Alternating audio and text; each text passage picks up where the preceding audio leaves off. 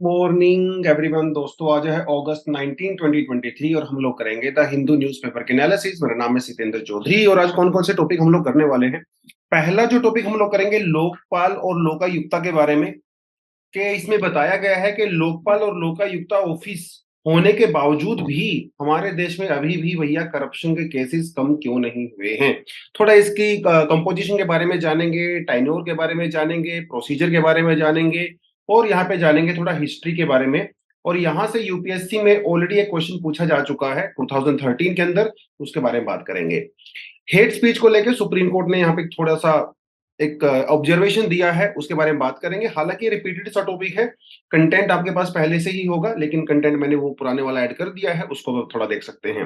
Ragging के बारे में बात करेंगे। हमारे कॉलेजेस में, यूनिवर्सिटीज में जो रैगिंग होती है, जिसकी वजह से कई सारे स्टूडेंट अनफॉर्चुनेटली सुसाइड कमिट कर लेते हैं, यूजीसी का उसके बारे में क्या कहना है, थोड़ा डेटा यहाँ पे दूंगा आपको मैं। पिछले कुछ 5-6 साल का रैगिंग क्यों होती है, क्या सोल्यूशन हो सकता है, उसके बारे में बात करेंगे। आप भी यहाँ पे अपना पॉइंट ऑफ व्यू शेयर कर सकते हो कमेंट सेक्शन में, क्योंकि मोस्टली स्टूडेंट्स आप में से भी कॉलेज गोइंग स्टूडेंट्स हैं, यूनिवर्सिटीज में पढ़ते हैं या पढ़ के आ चुके हैं। आप अपना एक्सपीरियंस भी शेयर कर सकते हैं। इंडिया जापान के रिलेशन के बारे में बात करेंगे। पहले बात कर चुके हैं, लेकिन आज हम थोड़ा सा इसको डिफरेंट वे में डिस्कशन करेंगे। यानी कि जो सेमीकंडक्टर इंडस्ट्री है, चिप इंडस्ट्री है, अमेरिका का यहाँ पे क्या इंपॉर्टेंट रोल है, चाइना का यहाँ पे क्या एंगल बनता है, उसके बारे में हम यहाँ पे बात करने वाले हैं। लेकिन एक बार फ्रंट पेज पे देख लेते हैं क्या है। पहली न्यूज कहता है भैया, no Supreme Court stay on the publication of Bihar caste survey data. ये टॉपिक हम लोग पहले कर चुके हैं, जिसमें हम लोगों ने पूरा कास्ट सर्वे के बारे में बात किया था कि बिहार में कास्ट सर्वे कंप्लीट हो चुका है, उसका डेटा कभी भी रिलीज हो सकता है, राइट। लेकिन इसको लेके कंट्रोवर्सी थी। कंट्रोवर्सी ये थी कि किसी ने सुप्रीम कोर्ट के अंदर, पहले तो ये पटना हाई कोर्ट की बात हुई, पटना हाई कोर्ट के अंदर केस गया। पटना हाई कोर्ट ने कह दिया कि भाई स्टेट गवर्नमेंट कास्ट सर्वे करवा सकती है। अब ये मामला चला गया हाई कोर्ट से सुप्रीम कोर्ट के बाद। बेसिकली एक एक एनजीओ है जिसने सुप्रीम कोर्ट के अंदर पीआईएल फाइल किया और उन्होंने कुछ आर्गुमेंट दिए। उन्होंने कहा कि साहब, पहली बात तो ये है कि हमारा जो सेंसस एक्ट है, उस एक्ट के तहत सिर्फ यूनियन गवर्नमेंट ही सेंसस करवा सकती है। चलिए जी, मान लिया आपकी बात। दूसरा इन्होंने कहा प्राइवेसी, कि स्टेट गवर्नमेंट जो ये डेटा कलेक्ट कर रही है कास्ट वाला, इससे हमारी प्राइवेसी का वायलेशन होता है, जो कि हमारा एक फंडामेंटल राइट है। चलिए जी, ये बात ही मान लिया। और तीसरा जो आर्गुमेंट उन्होंने दिया, ये कहा कि जो सेंसस हो सकता है ना, उसको करवाने के लिए एक स्टैट्यूटरी बैकिंग होनी चाहिए। मतलब कानून बना के आप कर सकते हो, लेजिस्लेचर के थ्रू कर सकते हो। लेकिन जो बिहार ये कर रहा है, बिहार की गवर्नमेंट ने वो एग्जीक्यूटिव ऑर्डर दिया है। तो इन तीन आर्गुमेंट के बेसिस पे बिहार का जो कास्ट सर्वे है उसको रोक दिया जाए, ऐसा सुप्रीम कोर्ट के अंदर उन्होंने आर्गुमेंट दिया था। कोर्ट ने क्या कहा? कोर्ट ने कहा कि ये सब बकवास है, इसमें कोई, आपके आर्गुमेंट में कोई दम नहीं है। काहे की प्राइवेसी भैया? कोर्ट ने सीधा सीधा कहा है कि आपका नेबर आपकी कास्ट को जानता है, तो इसमें प्राइवेसी का वायलेशन का तो कोई सवाल ही पैदा नहीं होता। सरकार आपसे वही पूछ रही है जो आपके आस पड़ोस में सबको पहले से ही पता है कि आपकी कास्ट क्या है, आपकी सब कास्ट क्या है। तो इसमें फंडामेंटल राइट का वायलेशन का तो कोई सवाल ही पैदा नहीं होता है। उन्होंने ये बात यहाँ पे बोली है। दूसरी बात यह है, जो कास्ट सेंसस होता है, जनरल जो कास्ट सेंसस हमारा करवाई जाती है यूनियन गवर्नमेंट के द्वारा, उसके अंदर बहुत सारे क्वेश्चंस होते हैं, जिसमें आपकी इनकम, ऑक्यूपेशन, फैमिली मेंबर्स, वो सब कुछ पूछा जाता है। उसमें 50 तरह के क्वेश्चंस होते हैं। लेकिन ये जो कास्ट अभी सेंसस करवाया जा रहा है, सर्वे करवाया जा रहा है बिहार में, इसमें सिर्फ 17 क्वेश्चंस हैं और इनमें से कोई भी क्वेश्चन ऐसा नहीं है जो कि प्राइवेसी का वायलेशन करता है। अब यहाँ पे सवाल उठता है आधार कार्ड की डिटेल। आधार कार्ड की डिटेल बिहार वाले कास्ट सर्वे में आपको देने की रिक्वायरमेंट नहीं, वो वॉलंटरी है। आप देना चाहो तो दे सकते हो, आपकी मर्जी है, कोई आपको फोर्स नहीं कर रहा है। इसलिए राइट टू, ये फंडामेंटल राइट का वायलेशन होना, वो सब कोर्ट ने कहा कि कुछ भी नहीं है, सब बकवास है। इसीलिए बिहार गवर्नमेंट के पास पूरा अधिकार है कास्ट सर्वे करवाने का, ये उन्होंने बोल दिया है सुप्रीम कोर्ट ने। अभी आप देखोगे आने वाले समय में बहुत सारे स्टेट्स के अंदर, खासकर तमिलनाडु में तो कास्ट सर्वे होगा ही होगा, और दूसरी स्टेट में भी हो सकता है, केरला में भी डेफिनेटली थोड़ा अगर देखें तो हो भी सकता है। कई आसाम के अंदर भी हो सकता है, कई सारे स्टेट के अंदर ये हो सकता है आने वाले समय में। तो ये थोड़ा सा आपको पता होना चाहिए कास्ट सेंसस के बारे में। जो केस चल रहा था, फाइनली वो सुप्रीम कोर्ट में जाके रुक गया है। अब बढ़ते हैं आपके आज के मेन टॉपिक्स के ऊपर, लेकिन उससे पहले छोटी सी अनाउंसमेंट है। अनाउंसमेंट आपको पता ही है मैं क्या कहने वाला हूँ। प्रयास हमारा जो आंसर राइटिंग का प्रोग्राम है वो शुरू हो चुका है। आप उसको जल्दी से ज्वाइन कर लीजिए। कल शुरू कर दिया था हम लोगों ने 18 तारीख को। वो कम से कम 40-45 डेज के आसपास चलेगा। आप उसको ज्वाइन करिए। बेसिक जो अंडरस्टैंडिंग आपकी आंसर राइटिंग की होती है वो आप अच्छे से क्लियर कर सकते हो। उसके बाद आप प्रैक्टिस करिए। हर सब्जेक्ट के अंदर आंसर राइटिंग डिफरेंट तरीके से होती है।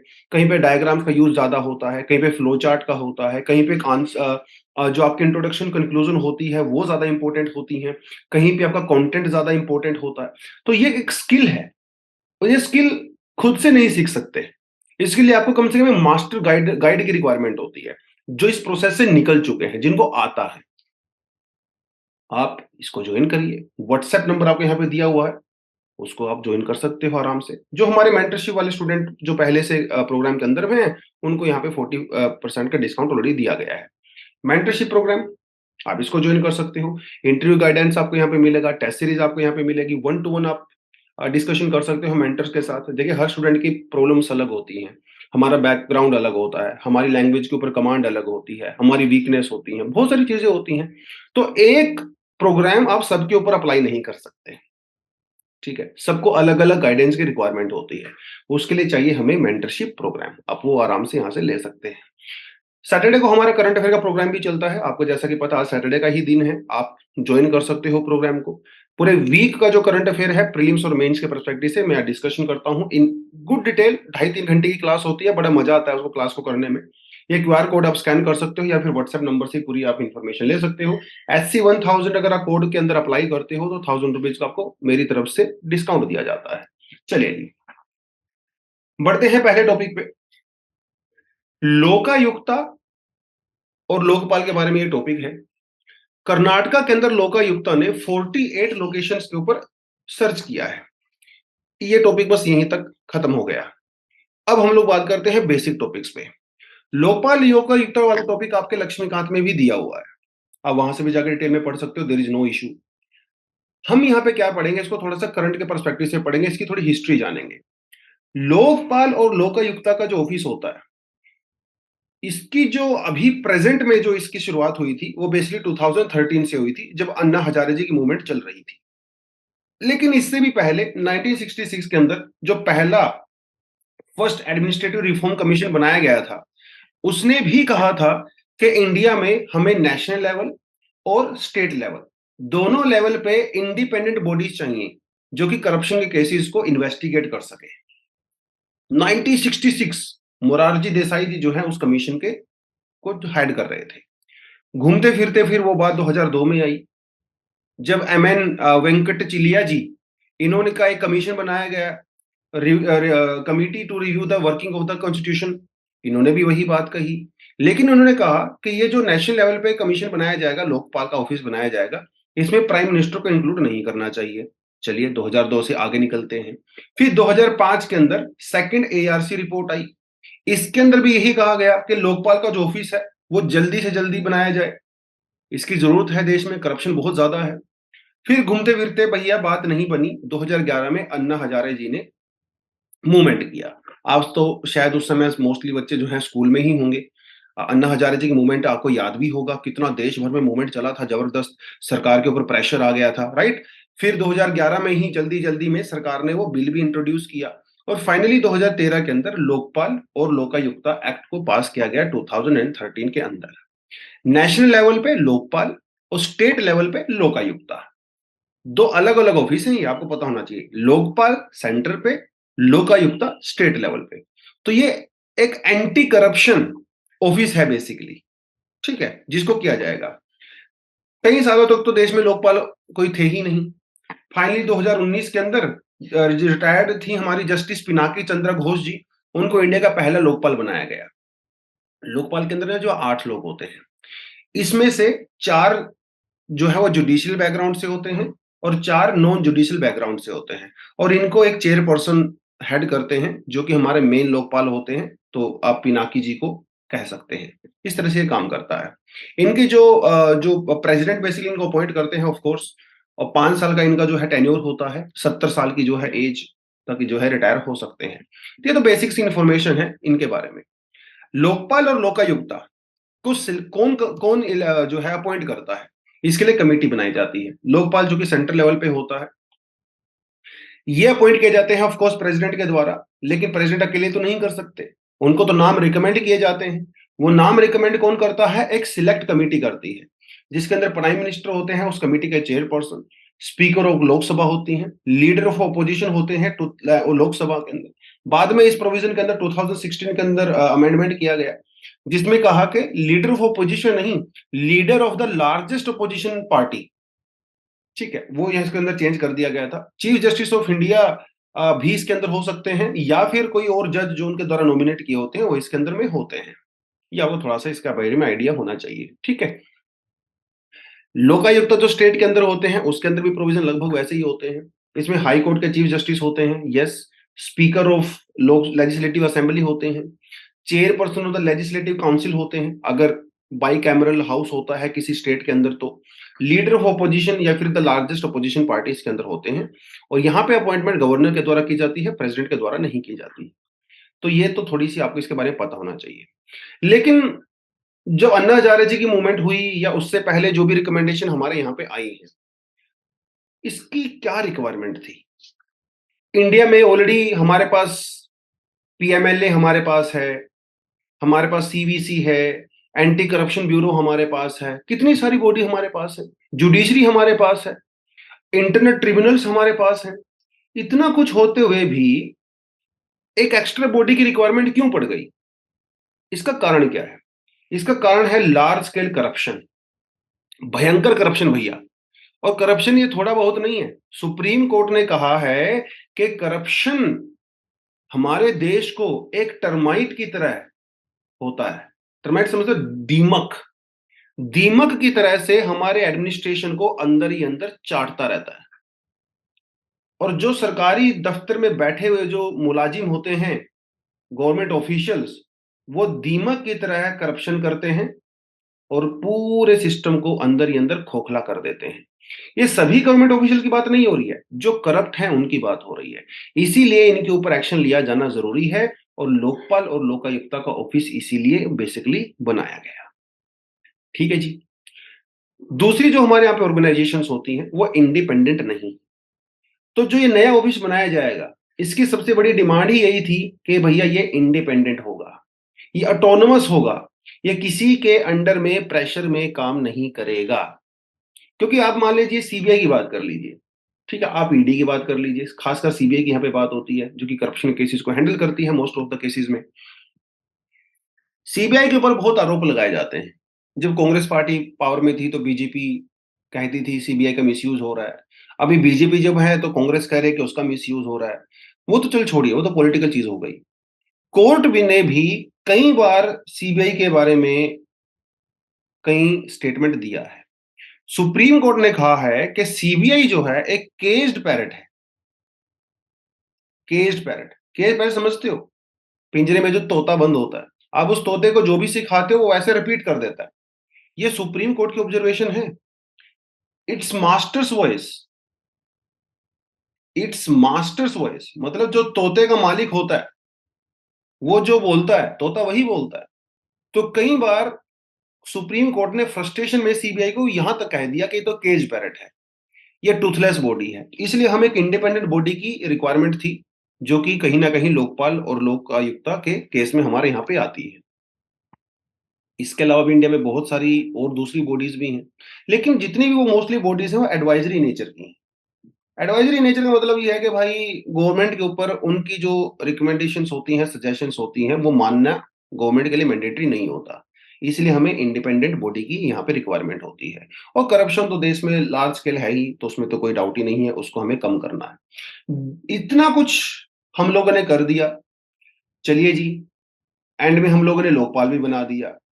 लेकिन क्या लोकपाल बनने के बाद देश में केस कम हुए? क्या करप्शन कम हुआ? आंसर है नो, नहीं हुआ। क्यों नहीं हुआ? इसके बहुत सारे रीजंस हैं। पहली बात तो यह है कि बहुत सारी फॉल्स कंप्लेंट्स का जो मामला है ना, वो लोकपाल में काफी ज्यादा देखने को मिलता है। बहुत सारी फॉल्स कंप्लेंट होती है, कुछ भी कोई कंप्लेंट कर दे रहा है वहां पे जाके। और बाद में क्या किया हम लोगों ने, फॉल्स कंप्लेंट के अगेंस्ट में जो है काफी स्ट्रिक्ट कानून बना दिए कि अगर कोई लोकपाल में जाके फॉल्स कंप्लेंट करेगा तो आपके खिलाफ कार्रवाई होगी। इससे हुआ क्या, इससे वो कंप्लेंट भी आनी बंद हो गई जो जेन्युइन कंप्लेंट थी। तो ये लोगों को लगता है कि यार ये जेन्युइन कंप्लेंट है, जो है वो हेर फेर हो जाएगा, इसको फॉल्स कंप्लेंट डिक्लेयर कर दिया जाएगा, तुम्हारे खिलाफ ही कार्रवाई हो जाएगी। और इसीलिए अगर आप देखें धीरे धीरे लोकपाल के केसेस बहुत ज्यादा कम होने लगे, बहुत ज्यादा कम होने लगे। 2021 में सिर्फ 30 केस आए लोकपाल के पास। इन 30 केसेस में से भी हार्डली 8-10 केसेस के ऊपर थोड़ी बहुत कार्रवाई हुई होगी, लेकिन सजा तो किसी को भी नहीं हुई है, कोई किसी को भी जेल नहीं हुई है, क्योंकि वो इन्वेस्टिगेशन ही चलती रहती है भैया। फिर बीच में जुडिशरी भी आ जाती है, सीबीआई भी आ जाती है, तो प्रोसीजर बेसिकली और कॉम्प्लेक्स हो गया सिंपल होने के। यहाँ पे ये सबसे बड़ी दिक्कत यहाँ पे नजर आई। और जुडिशरी का क्योंकि रोल कम हो गया, अभी सारा काम तो लोकपाल करने लगेंगे, तो जुडिशरी का रोल कम हो गया। लेकिन जुडिशरी तो अपना रोल कम नहीं करेगा, क्योंकि जुडिशरी तो अल्टीमेटली कॉन्स्टिट्यूशनल बॉडी है भाई, राइट, इसको तो प्रोटेक्ट किया जाना जरूरी है। तो एक तरह का कहीं ना कहीं आप ये समझ लीजिए प्रोसेसर और कंप्लीट कॉम्प्लेक्स हो गया, कंपटीशन हो गया, उन सारी चीजों की वजह से ये दिक्कत यहाँ पे आने लगी। लोकपाल की रूलिंग, जो लोकपाल ने मान लिया रूलिंग दे दिया, अब कोई करप्ट ऑफिशियल है, लोकपाल ने कहा कि भाई तुमने करप्शन किया है, इसलिए तुम्हारे ऊपर 5 करोड़ रुपए का फाइन लगाया जाता है।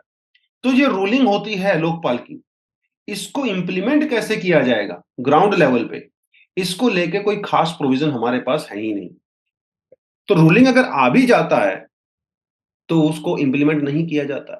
हाँ, जुडिशरी के थ्रू जो रूलिंग आता है उसको डेफिनेटली इंप्लीमेंट किया जाता है।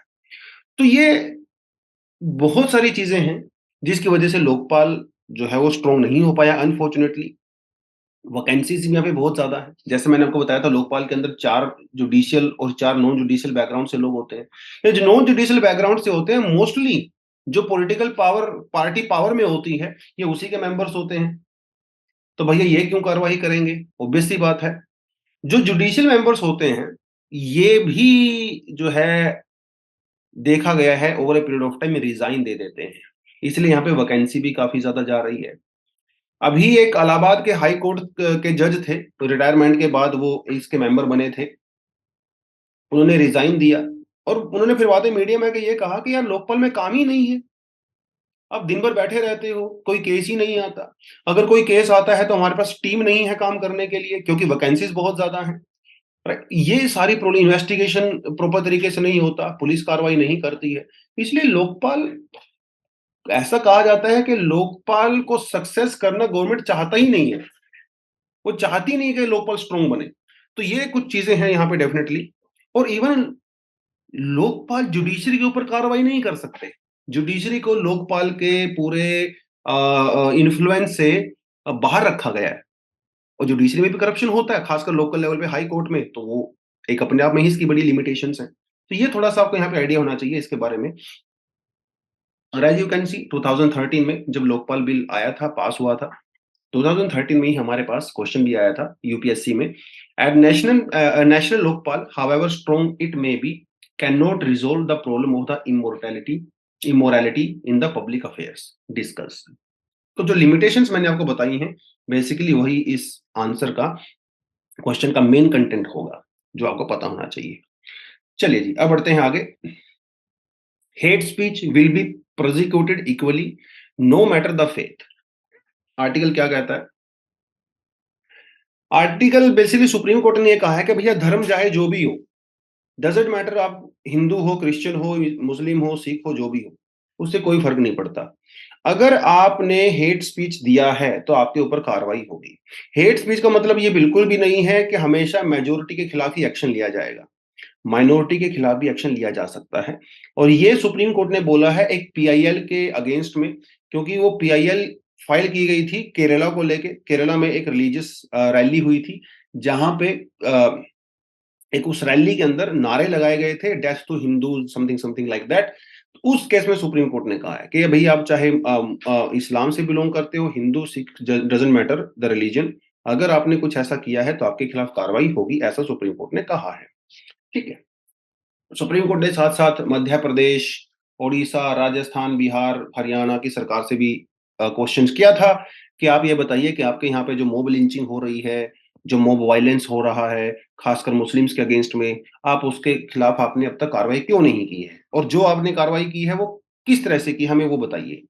क्योंकि 2018 में सुप्रीम कोर्ट ने वर्डिक्ट दिया था जिसमें सुप्रीम कोर्ट ने सीधा-सीधा कहा था कि सिटीजन्स को प्रोटेक्ट करना एक स्टेट का सबसे बड़ा धर्म होता है, ठीक है? उसकी सैक्रोसैंक्ट ड्यूटी होती है हर स्टेट गवर्नमेंट की, इवन उसके अंदर आप सेंट्रल गवर्नमेंट भी कह सकते हो। लेकिन फिर भी हमारे यहाँ पे हेट स्पीच की जो है केसेस होते रहते हैं अनफॉर्चुनेटली। हेट स्पीच क्या है, इसको लेके कोई प्रॉपर डेफिनेशन नहीं है, ना कानून में है, ना इंटरनेशनल है, ठीक है?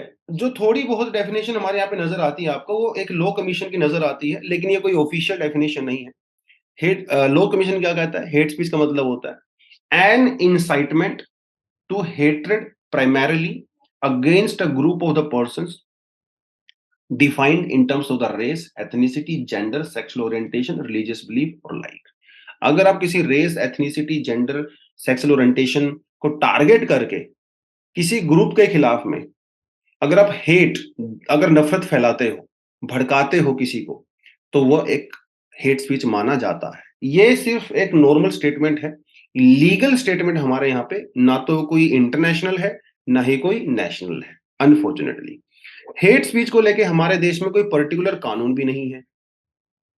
जो थोड़े बहुत प्रोविजन हमारे आईपीसी के अंदर हैं, उसको ही यूज किया जाता है। जैसे 153 ए, बी, 295 ए, 505, 502, 123, 3 ए, 125 वगैरह वही यूज किए जाते हैं।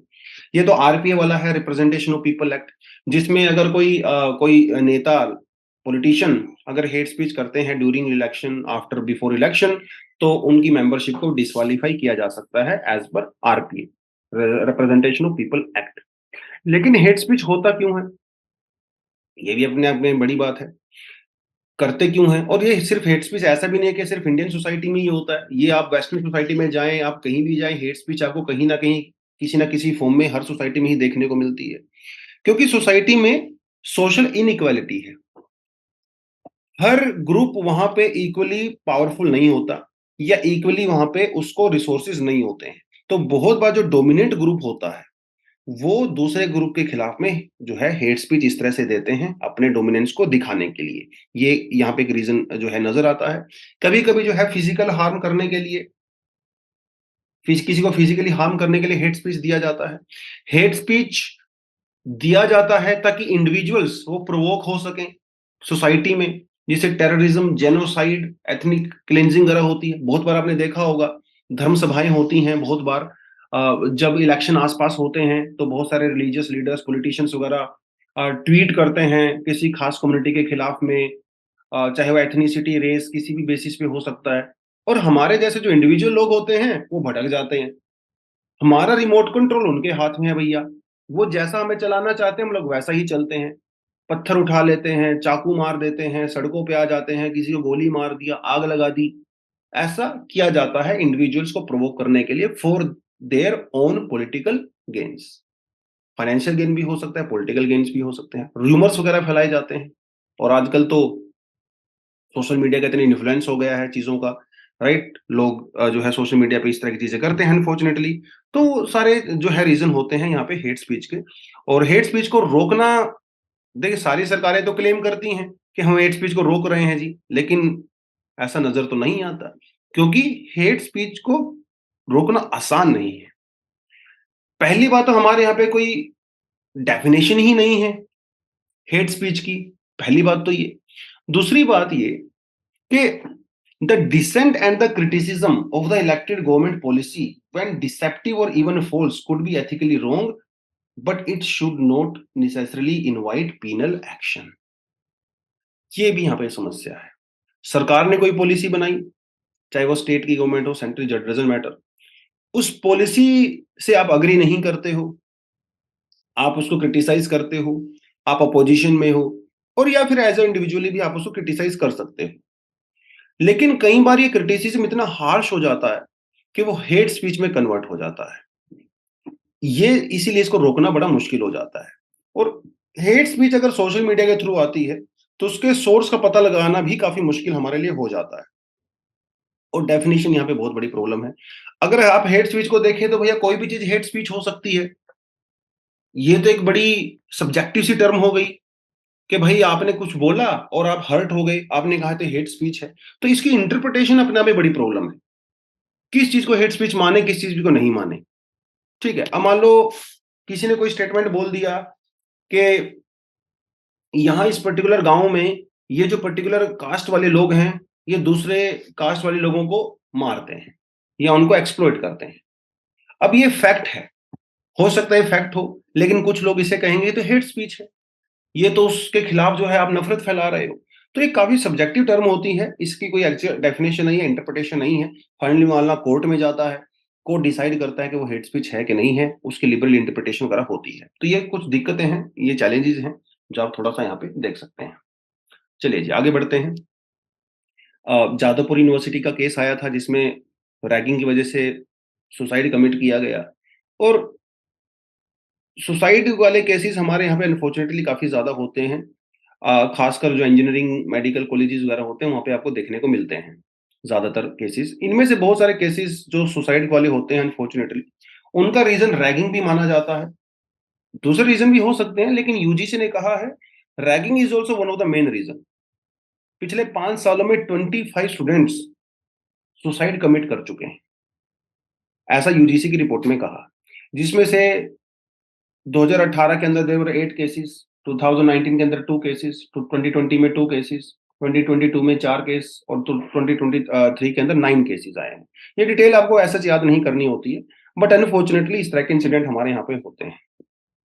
अगर आप कोचिंग इंडस्ट्री में जाएं, अब दिल्ली कोटा की अगर बात करें, कोटा में कई सारे स्टूडेंट जो है वो सुसाइड कमिट करते हैं अनफॉर्चुनेटली। अभी तक 2023 में 20 स्टूडेंट कमिट कर चुके हैं कोटा के अंदर सुसाइड। और इवन कोटा में तो अगर आप देखें तो देखिए यहाँ पे क्या लिखा हुआ है, anti suicide device to be installed on the ceiling fan. तो सरकार ने डिसाइड किया है कि भैया जो कोटा के अंदर कोचिंग वाले जो बच्चे रहते हैं हॉस्टल वगैरह में, वहां पर ज्यादातर सुसाइड के केसेस आते हैं। बच्चे जो है वो अ, अपने आप को हैंग कर लेते हैं, अनफॉर्चुनेटली फांसी लगा लेते हैं। तो वहां के जो पंखे हैं उनके अंदर एक स्प्रिंग लगाया जाएगा, स्प्रिंग।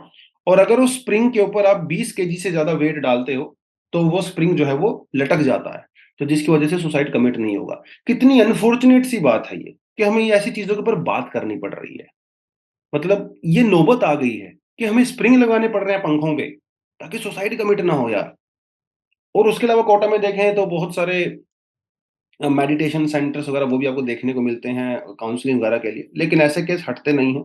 रीजन वही है कि बच्चों को अननेसेसरी सक्सेस का प्रेशर होता है।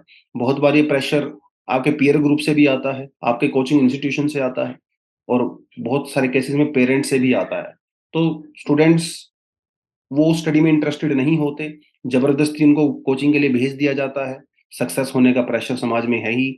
वो सारे रीजंस यहाँ पे हो सकते हैं। छोटे बच्चे होते हैं, इमोशनल सपोर्ट मिलता नहीं अनफॉर्चुनेटली कहीं से, और प्रेशर हो जाता है बहुत ज्यादा, मेंटल डिस्टरबेंस हो जाती है। सुसाइड कमिट करना बच्चे जो है आखिरी रास्ता समझते हैं। अनफॉर्चुनेट सी चीजें ये यहाँ पे होती हैं। बट हम यहाँ पे आज जो है ओवरऑल उन केसेस के बारे में बात नहीं कर रहे हैं। हमारा जो मेजर फोकस है वो रैगिंग के ऊपर ही है। रैगिंग या तो हो सकता है किसी ने किया हो, आप में से जो एनालिसिस देख रहे हैं, हो सकता है किसी का हुआ हो रैगिंग, या फिर आपने नहीं हुआ है, नहीं किया भी है, तो आपने कम से कम अपने कॉलेज में डायरेक्टली इनडायरेक्टली रैगिंग होते हुए थोड़ा बहुत देखा जरूर होगा। हो सकता है किसी का कॉलेज ऐसा हो जिसके अंदर बिल्कुल रैगिंग ना हुई हो, बट कहीं ना कहीं रैगिंग का हमें पता है क्या होता है। रैगिंग में जो सीनियर्स होते हैं वो जूनियर्स को अलग अलग लेवल पे जो है परेशान करते हैं, फिजिकल इमोशनल जैसे भी करके। और कई बार वो जो परेशान करते हैं वो एक्सट्रीम लेवल पे चला जाता है। रैगिंग की वजह से, बार बार रैगिंग होने की वजह से, परेशान होने की वजह से जूनियर्स होते हैं वो सुसाइड भी कमिट कर लेते हैं। कई बार रैगिंग एक्सट्रीम लेवल पे हो जाती है, रिलीजियस बेसिस पे, कास्ट बेसिस पे, वो भी एक अनफॉर्चुनेट सा इश्यूज यहाँ पे होते हैं, वो रैगिंग हो जाती है। कारण क्या है रैगिंग का, वैसे मैंने आपको जैसे बता ही दिया है। जब हम लोग कॉलेज में जाते हैं, यूनिवर्सिटीज में जाते हैं, तो अलग अलग सोशल बैकग्राउंड से वहाँ पे लोग आते हैं। यस, अलग अलग social background, academic background, financial background होती है। तो discrimination on the name of the caste, religion, region, एक वहां पे आपको देखने को मिलता है, जिसके बेसिस पे रैगिंग होती है। बच्चे उसको बियर नहीं कर पाते हैं और अनफॉर्चुनेटली सुसाइड कमिट कर लेते हैं। ये यहाँ पे एक बड़ी अजीब सी चीज है। उसके अलावा यंग माइंड्स होते हैं, एनर्जी बहुत सारी होती है, तो अपनी सुपीरियोरिटी शो करना चाहते हैं, दबंगई जो है वो दिखाना चाहते हैं जूनियर्स के सामने कहीं ना कहीं, और वो पावर और जो कंट्रोल करने की जो उनकी एक हैबिट होती है, उसके चलते जो है कई बार वो एक्सट्रीम केसेस में भी चला जाता है। हमारे कॉलेज वगैरह में प्रॉपर रेगुलेशंस नहीं होते हैं रैगिंग को लेके। कोई कंप्लेंट कमेटी वहां पे होती नहीं है। अगर कंप्लेंट कमेटी होती भी है तो एक्शन नहीं लिया जाता है। बहुत बार जब कोई बच्चा रैगिंग के लिए कंप्लेंट करता है तो उस बच्चे का नाम सामने आ जाता है। अरे भाई, पूरी कंप्लेंट का पर्पस ही यही होता है कि आपका नाम सामने ना आए, वो एक हिडन रहना चाहिए, बट ऐसा होता नहीं है बहुत बार। और बहुत बार क्या होता है, एक हिस्ट्री भी होती है।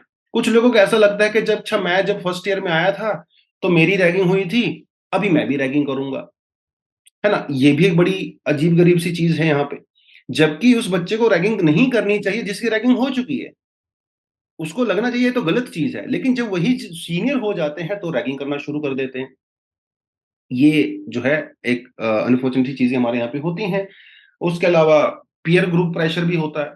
कई बार आप रैगिंग नहीं करना चाहते, लेकिन आपके जो क्लासमेट्स होते हैं वो रैगिंग करते हैं, आपको चिढ़ाते हैं कि यार तुम रैगिंग नहीं कर रहे हो, तो आप कई बार उनके ग्रुप में शामिल होने के लिए, पीयर प्रेशर ग्रुप आपके पास होता है तो आप भी रैगिंग करने लग जाते हो। ये समस्याएं हमारे यहाँ पे होती हैं।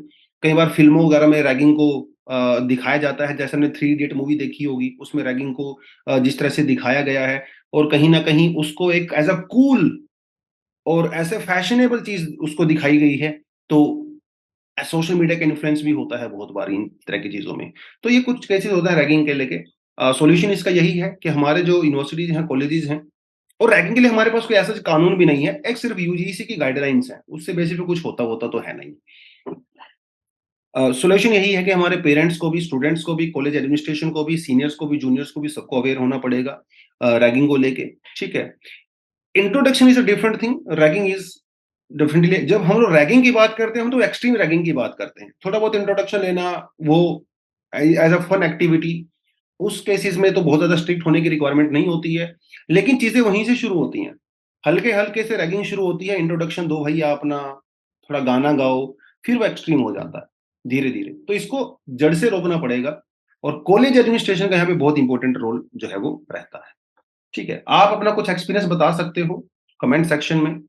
देखिए, ये तो कोई नहीं बताएगा कि सर मैंने रैगिंग किया था, ऑफ कोर्स मुझे पता है, लेकिन आपने होते हुए देखा है रैगिंग, उसका इम्पैक्ट आपको नजर आया है, कभी आपके साथ हुई हो रैगिंग, थोड़ा आप अपना एक्सपीरियंस शेयर कर सकते हो। अ, मैं एक इंजीनियरिंग कॉलेज से पढ़ा हूँ, तो मेरी अनफॉर्चुनेटली फॉर्चुनेटली मेरी रैगिंग नहीं हुई थी। लेकिन यस, मैंने अपने आसपास अपने सीनियर्स को रैगिंग करते हुए देखा है, बट वो भी बहुत एक्सट्रीम नहीं हुई थी कैंपस में। तो कैंपस में कैमरेज वगैरह लगे रहते हैं हर जगह, मेरे कॉलेज में थे कैंपस में वो भी थे, और ऑडियो सेंसर्स भी लगे होते थे, तो नहीं होती थी। बट हॉस्टल के अंदर जो है रैगिंग होती थी, बट वो भी बहुत एक्सट्रीम लेवल पे नहीं थी। वहां पे एडमिनिस्ट्रेशन अच्छा था, लेकिन बहुत सारी जगह पे ऐसा होता नहीं है, एडमिनिस्ट्रेशन स्ट्रांग नहीं होता है बहुत बार, इस तरह की चीजें अनफॉर्चुनेटली होती है। ठीक है, चलो अब बढ़ते हैं आज के एडिटोरियल पे। A fab way to conduct India Japan tech diplomacy. तो भैया टेक्नोलॉजी का जमाना है, टेक्नोलॉजी की बात कर रहे हैं, और जापान का तो कोई मुकाबला ही नहीं है जब टेक्नोलॉजी की बात आती है। और अच्छी बात यह है कि इस फ्यूचर में, जो फ्यूचर आएगा, यहाँ पे इंडिया और जापान अच्छे दोस्त हैं, तो हमें जापान से बहुत बेनिफिट मिल सकता है। जापान को भी हमसे बेनिफिट मिल सकता है, नो डाउट, लेकिन हमें ज्यादा मिलेगा, इसमें कोई डाउट नहीं है। जब आप सेमीकंडक्टर की बात करते हो, चिप्स की बात करते हो, आर्टिफिशियल इंटेलिजेंस की बात करते हो, क्वांटम कंप्यूटिंग की बात करते हो, तो जापान जो है एक वर्ल्ड लीडर के तौर पे नजर आता है, राइट। और अभी 2023 में इंडिया और जापान ने आपस में कोलैबोरेट किया है in the field of semiconductor. ठीक है, एक रेजिलियंट सप्लाई चेन होनी चाहिए। सप्लाई चेन का मतलब ये होता है कि इसमें बहुत सारे पॉइंट्स जो है इंक्लूड होते हैं सप्लाई चेन में। ठीक है, एक जगह पे वो चीज डिजाइन होती है, एक जगह पे वो चीज मैन्युफैक्चर होती है, असेंबल होती है, डिस्ट्रीब्यूट होती है, ट्रांसपोर्ट होती है, मार्केटिंग होती है, उसे पूरा सप्लाई चेन होता है। उस चीज कहीं से रॉ मटेरियल आता है, तो रॉ मटेरियल से लेके वो चीज आपके हाथ में जब आती है तो पूरा सप्लाई चेन होता है। आपके हाथ में एक मोबाइल फोन होगा, इस मोबाइल फोन के अंदर जितने सारी चीजें हैं वो एक जगह से तो नहीं आई हैं, दुनिया में पता नहीं कहां कहां से आई होंगी, कहीं पे जाके वो मैन्युफैक्चर असेंबल हुई होंगी, फिर वो आपके हाथ में डिस्ट्रीब्यूशन के थ्रू आई होंगी। ये पूरा सप्लाई चेन होता है। तो ये सप्लाई चेन डिस्टर्ब नहीं होना चाहिए, उसे कहते हैं रेजिलिएंट सप्लाई चेन। ठीक है, कोविड 19 जैसे आया तो ग्लोबल सप्लाई चेन डिस्टर्ब हो गई थी, और दुनिया की ग्लोबल सप्लाई चेन चाइना के ऊपर डिपेंड करती है मोस्ट ऑफ द टाइम। तो इसीलिए हमें एक ऐसा सप्लाई चेन चाहिए जो एक कंट्री के ऊपर डिपेंड ना हो। तो इसीलिए चाइना को यहाँ पे कहीं ना कहीं टारगेट किया जा रहा है। तो Japan with its advance semiconductor, जिसमें वो एक वर्ल्ड लीडर की तरह सामने आता है। इंडिया के पास क्या है, हमारी आईटी टेक्नोलॉजी है। इंडिया में जो है हाई डिमांड है, तो दोनों एक दूसरे का बेनिफिट उठा सकते हैं। तो ये जो पार्टनरशिप इंडिया जापान करेगा, इसके अंदर 5 चीजें की जाएंगी: semiconductor design, manufacturing, equipment research, resilient supply chain जो भी मैंने आपको बताया, एंड द टैलेंट डेवलपमेंट, मतलब ट्रेनिंग वगैरह देनी है यंग लोगों को सेमीकंडक्टर वाले फील्ड में। सिग्निफिकेंस तो बहुत ज्यादा है। इंडिया मेक इन इंडिया की बात करता है, इसी तरह से जापान भी सोसाइटी 5.0 की बात करता है, जिसमें वो लोग जैसे इंडिया कहता है ना कि हमें आत्मनिर्भर होना है, ऐसे ही जापान भी कहता है कि हमें आत्मनिर्भर होना है टेक्नोलॉजिकली। वो भी काफी ज्यादा साउथ कोरिया, ताइवान या चाइना के ऊपर डिपेंड करता है बहुत सारी चीजों को लेके, खासकर सेमीकंडक्टर जापान। तो वो भी ऐसा कहते हैं, तो दोनों भाई आत्मनिर्भर होना चाहते हैं, तो भाई भाई हाथ मिलाओ, दोनों आत्मनिर्भर हो जाएंगे। It's a good thing. और इंडिया जापान अभी सिर्फ इकोनॉमिक पार्टनर नहीं है, हम लोग स्ट्रेटेजिक पार्टनर भी हैं। इंडो चाइना जब बात करते हैं हम लोग, चैलेंजेस की बात करते हैं, इंडो पैसिफिक में जब हम लोग बात करते हैं, तो वहां पे भी हम लोग स्ट्रेटेजिक पार्टनर ऑफ कोर्स नजर आते हैं, है ना। तो दोनों अपने अपने सोर्सेज को पूल इन करेंगे। भैया आधा तुम कंट्रीब्यूशन करो, आधा हम लोग कंट्रीब्यूशन करते हैं, तो मिलके एक अच्छी चीज जो है यहाँ पे बनाते हैं। स्किल एक्सचेंज प्रोग्राम वगैरह हम लोग डेफिनेटली कर सकते हैं, ट्रेनिंग वगैरह दे सकते हैं। इंडिया में जो है सेमीकंडक्टर को लेके यूनिवर्सिटीज वगैरह में कोर्सेज बहुत कम होते हैं, यंग लोग हमारे यहाँ पे इस फील्ड में काफी कम हैं, तो वो जापान उसको हमें ट्रेन कर सकता है। लेकिन अमेरिका के बिना तो नहीं चीजें पॉसिबल है। और अच्छी बात यह है कि अमेरिका हमारा दोनों का ही दोस्त है, एक कॉमन इंटरेस्ट है हमारा, राइट। तो इंडिया डिजाइनिंग में, पैकेजिंग वगैरह में लीडर बन सकता है। वहीं जब इसको जो इंडस्ट्री को, जब इसको सेमीकंडक्टर टेक्नोलॉजी को डेवलप करने की बात आती है, इनोवेशन की बात आती है, इन्वेस्टमेंट की बात आती है, तो अमेरिका जापान हमारी हेल्प कर सकते हैं। और इंडिया ने अभी एक जॉर्जिया टेक यूनिवर्सिटी के साथ कोलैबोरेशन भी किया है। अमेरिका की कई बड़ी बड़ी कंपनी है, जैसे माइक्रोन टेक्नोलॉजी, अप्लाइड मटेरियल्स वगैरह, इन्होंने भी इंडियन गवर्नमेंट के साथ जो है सेमीकंडक्टर फील्ड में रिसर्च डेवलपमेंट करने की बात कही है। तो कहीं ना कहीं कुछ प्रोग्रेस नजर आ रही है, इसमें कोई डाउट नहीं है। क्योंकि सेमीकंडक्टर में अभी बहुत सारे चैलेंजेस हैं, मिनिएचराइजेशन का चैलेंज है, एआई इंटीग्रेशन, क्वांटम कंप्यूटिंग वगैरह। ये आप कैसे डील करोगे? जब आप कोलैबोरेट करोगे। एक कंट्री डील नहीं कर सकती है भाई, चाहे अमेरिका जितनी मर्जी सुपर पावर हो, लेकिन वो भी अकेला इन चीजों से डील नहीं कर सकते। और सबके बीच में कौन बैठा हुआ है? चाइना बैठा हुआ है। चाइना जिस तरह से इन्वेस्टमेंट कर रहा है सेमीकंडक्टर के अंदर, तो सब लोग डर गए हैं। उस डर के चक्कर में यूएसए ने एक एक्ट बनाया है, chips and the science act of 2022, जिसमें उन्होंने साफ साफ कह दिया है अमेरिकन कंपनीज को, इवन नेदरलैंड की कंपनीज को भी, यूरोपियन कंपनीज को भी, कि आप चाइना को सेमीकंडक्टर टेक्नोलॉजी नहीं बेचोगे। तो क्या करेंगे? जो लाइक माइंडेड कंट्रीज हैं वो आपस में कोलैबोरेट करेंगे। लाइक माइंडेड कंपनी जैसे Europe, America, Japan, Korea, India, ये लाइक माइंडेड कंट्रीज हैं। हम भैया आपस में ट्रेड करेंगे, हम लोग चाइना के साथ, रशिया के साथ नहीं करेंगे। तो ये एक अपॉर्चुनिटी हमें यहाँ पे नजर आती है डेफिनेटली, तो जिसको लेके हम लोग आगे बढ़ सकते हैं। कोड कंट्री में तो जो है इंडिया, जापान और अमेरिका तो ऑलरेडी कोलैबोरेट कर ही रहे हैं। ऑस्ट्रेलिया के साथ अभी हम लोगों ने स्पेशली सेमीकंडक्टर वाले फील्ड में कुछ खास किया नहीं है, क्योंकि ऑस्ट्रेलिया खुद चाइना के ऊपर डिपेंड करता है, या भी साउथ कोरिया के ऊपर डिपेंड करता है। तो फ्यूचर में हो सकता है ऑस्ट्रेलिया भी यहाँ पे आए, और ये सब कुछ होने के बाद जो है एक अच्छा सा रिजल्ट डेफिनेटली हमें नजर आएगा, आना भी चाहिए जिस तरह से हम लोग कर रहे हैं। लेकिन इसमें थोड़ा समय लगेगा, ऑफ कोर्स नेक्स्ट 20-30 ईयर्स तो लगेंगे, लेकिन शुरुआत तो कभी ना कभी करनी पड़ेगी। तो इंडिया ने शुरुआत की है, जापान ने शुरुआत की है, अमेरिका ने शुरुआत की है। चैलेंजेस भी हैं, लेकिन चैलेंज हैं तो सोल्यूशन भी होगा। तो वो चीजें हम थोड़ा सा अपने कंक्लूजन में लिख सकते हो कि by combining Japan technology prowess and India's innovation and the design capacity, हमारी इनोवेशन डिजाइन कैपेसिटी जब जापान की टेक्नोलॉजी के साथ मिलेगी, तो एक फ्यूचर बनाएंगे वो फ्यूचर स्ट्रेटेजिक, टेक्नोलॉजिकल, फाइनेंशियल और इवन पॉलिटिकल सभी चीजों में बेटर होगा। इस तरह से आप एक थोड़ा-सा अपने आंसर को कंक्लूड कर सकते हो। तो ये है इसके लिए एक पुरानी सी स्लाइड मैंने यहाँ पे डाली है जिसमें इंडिया, जापान के कुछ रिलेशंस के बारे में बात किया हुआ है, वो आप थोड़ा पढ़ सकते हो। ये पुराना कंटेंट आपके पास सबके पास पहले से होगा ही, तो इसी के साथ हम उसको एंड करते हैं। 1-2 एडिशनल आर्टिकल है, पढ़ना चाहो तो पढ़ सकते हो। तो दोस्तों आज के लिए इतना ही था। Thank you very much, all the best, जय हिंद।